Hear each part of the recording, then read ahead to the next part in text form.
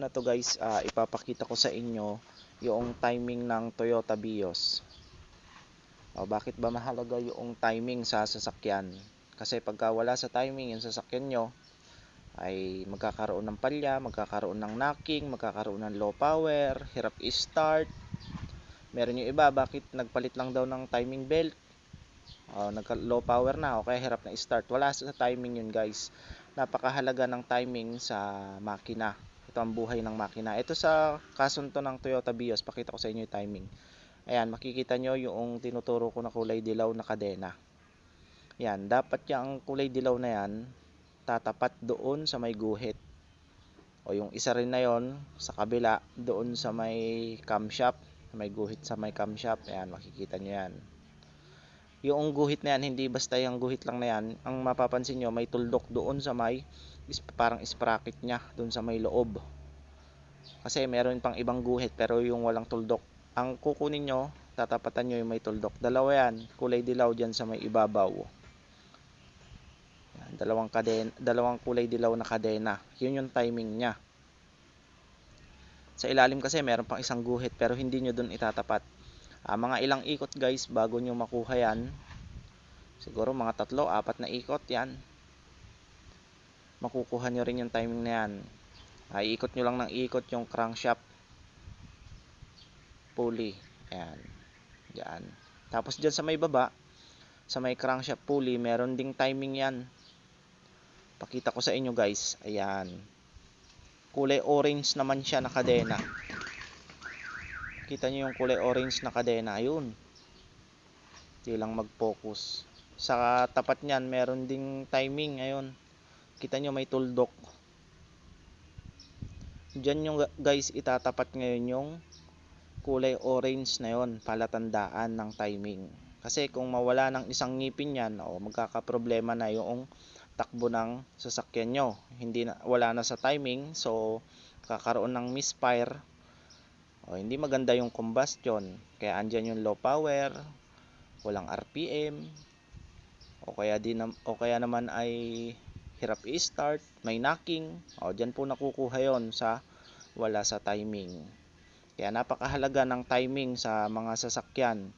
Diyan sa kaso ng Toyota Vios, ayan, dahil timing chain yan, may mga palatandaan, may mga mark na makikita kayo.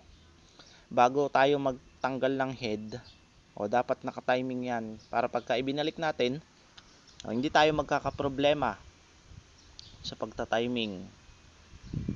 Yun lang guys ang lagi nyong tatandaan pagka magta-timing o magtatanggal ng head. Timing nyo muna para hindi tayo mahirapan sa paggagawa. Yan, nilinis ko na. Pakita ko sa inyo yung sinasabi ko na timing mark sa kadena. May timing mark yan. Ayun, nakita nyo yung kulay orange tsaka yung kulay dilaw. Yung kulay dilaw na yon, sa taas yan itatapat yan, dalawa na yan. Yung kulay orange naman sa baba sa crankshaft, tapos yung dalawa sa taas sa camshaft. Yan, may makikita rin kayong mga palatandaan dyan, yung tuldok na sinasabi ko kanina. Ayan, papakita ko sa inyo. Makikita nyo rin yan. Kaya hindi kayo maliligaw sa paggagawa ng mga ganito. Dahil nagbigay na may mga Toyota, yung Toyota hindi madamot sa mga timing yan. Ayun, yung tuldok na sinasabi ko. Makita nyo guys. Ayun o. Hindi katulad ng Ford. Yung Ford, minsan walang timing. Kailangan pa ng special tools. Dahil yung Vios, meron naman siyang timing. Madali na sa paggagawa. Hindi na tayo manghuhula-hula ng timing pa niya. Linisan nyo lang mabuti guys para makita nyo kung saan nyo itatapat.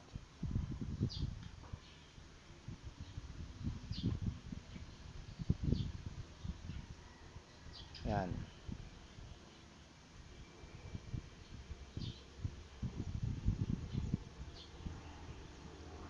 Nga guys, na baklas ko na yung Vios na yan at nalinisan na rin natin. Kerosene yung ginamit ko na panglinis dyan.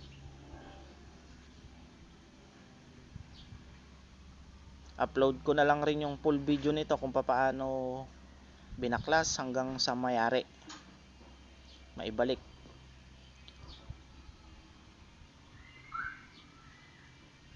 Yang BIOS o parang kamakina lang rin ng Avanza, o halos magkakamukha lang rin sila. May mga timing din yun sa Avanza.